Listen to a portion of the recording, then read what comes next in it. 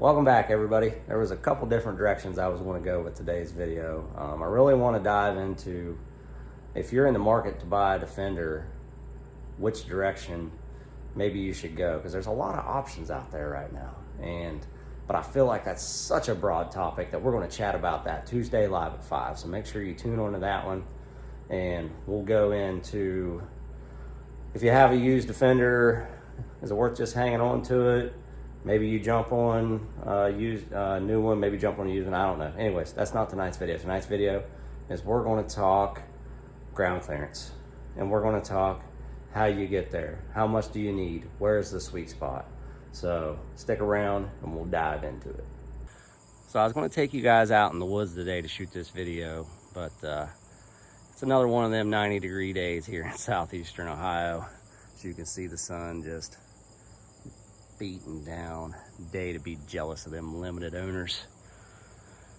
Maybe we'll talk about that on Tuesday. But anyways, I think we'll just go into the garage tonight, and that way I can go around the Defender and show you some of the upgrades you need to get maybe some more of that ground clearance, if that's what you're wanting. And another thing to throw in here, I know Defender Adventures 1 has not been on near enough Defender Adventures lately. And that's soon to change. So just keep following, keep hitting that like button, keep subscribing. We're getting there. We're going to bring you an epic adventure, I promise. All right, so what is the magical number ride height on a Can-Am Defender? Well, that really depends on your application and what you're using it for. From factory, it shows they're anywhere from 11 to 14 inches of ground clearance. Assuming the 11 inches is probably your HD 9s, 7s, maybe some of your 10s with some of the base models that come with the 27-inch tires. And then when you get up to that 14-inch range, you're probably looking at more like your XMRs or your Limiteds, or even your XTs that come with the 30-inch tires from factory. Is that enough? Well, I feel like if you're using your Defender solely on the farm, just hauling tools and not really out in the elements or in the woods, I should say, not hitting a bunch of rocks, not hitting a bunch of off-camber stuff, not hitting a bunch of rutted out parts, I don't see why that wouldn't be sufficient.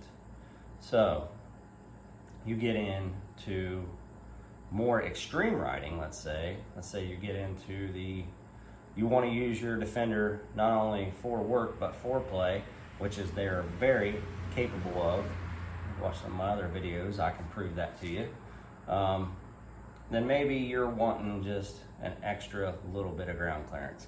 We'll throw the tape on Yeller Feller here real quick, and I'll show you kind of where I'm at on factory suspension on a 19 XMR with just 30-inch tires on it. So I don't know if you can see that or not, but she's setting that right at about 14 inches here. And I've already checked the front, it's 14 in the front, and it's about 14 and a half in the rear. Do I feel that's sufficient for the type of riding that I do? And I feel like if I could just get it up to the 15-inch mark, that would probably be a happy medium for me.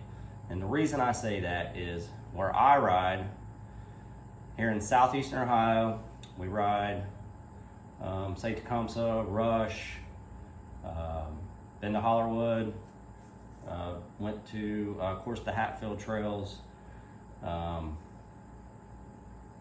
feel like I didn't have a whole lot of issues, but there was some spots that maybe some of the rocks were a little bit big and maybe some of the ruts were a little bit deep, and another inch would have given me that little extra bit of comfort to know that I wasn't going to belly out, or I wouldn't have to hit maybe quite as hard to get over an obstacle. So we'll go around the buggy and I'll kind of show you my idea of what I would do to get that extra inch. So let me spin you around here to the front and I'll kind of show you what I'm thinking maybe in the future.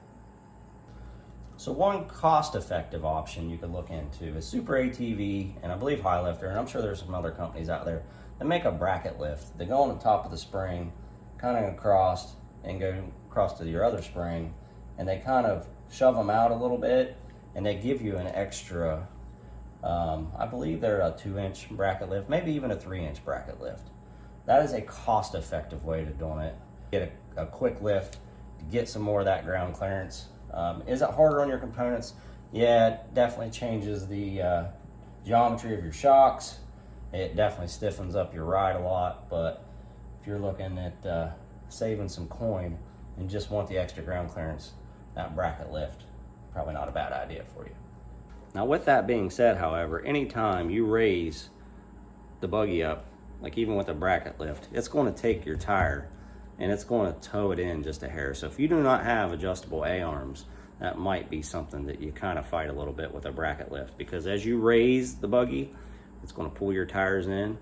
And yeah, you can put more of a load on it and that'll help some, but sometimes them tires just kind of want to run in cuff. Another option that you have is changing out your springs, and a little bit more expensive option, but something that I may look into here on the Defender is changing these springs out. And you can get one that will give you an extra inch, inch and a half of ride height, and that'll definitely get you more ground clearance. And that's maybe an option that I want to look into, because you don't lose your ride quality that way. With the better spring, you get a better ride and you get the lift out of it. And another option is switching out your A-arms. You can get forward setting A-arms. Now, does that give you the extra ride height? Not necessarily. Does it give you extra ground clearance? Not necessarily, but you can run a bigger tire. You jump up to a 32-inch tire, even a bigger wheel, 15, 16-inch wheel. It's going to take this center, raise it up some, so you're going to get, in turn, more ground clearance. However, that being said, anytime you run a bigger tire, you add more weight, you are going to lose a little bit of power. And then, obviously, if you guys have done any research in wanting to go really big, there is portal lifts that you can run that basically bolt on, and they have gear reduction built in.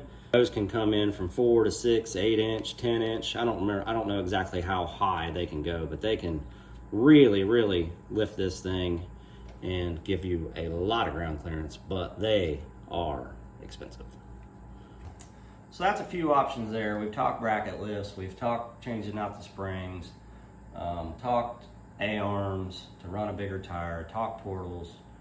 So where is the sweet spot? And like I said in the beginning, it really depends on your type of riding. My type of riding, like I say, I'm setting at 14 inches. I would like to be up to 15.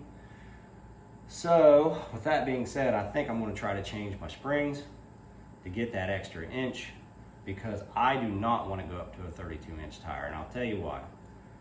My big thing is this is a 19 Defender XMR. She's setting at 72 horse, not 82 horse like the 20s and above. And in my model, to run a 32, I would have to have the forward clearancing A-arms, and that's front and rear, you're probably talking around $800 to $1,000, not to mention the price of the tire. And like I say, it's a low budget operation, so that's probably going to do it for this video. Like I say, I had a lot of different ways I was going to go.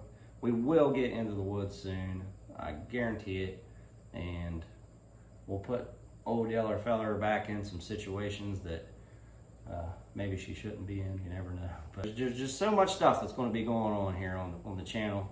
I just want to keep it going. I appreciate y'all. Keep liking, keep subscribing. Anything that you need information on, I'm here to help. Drop it in the comments. We'll get a video put out on it. And like always, I appreciate y'all. See you on the next one.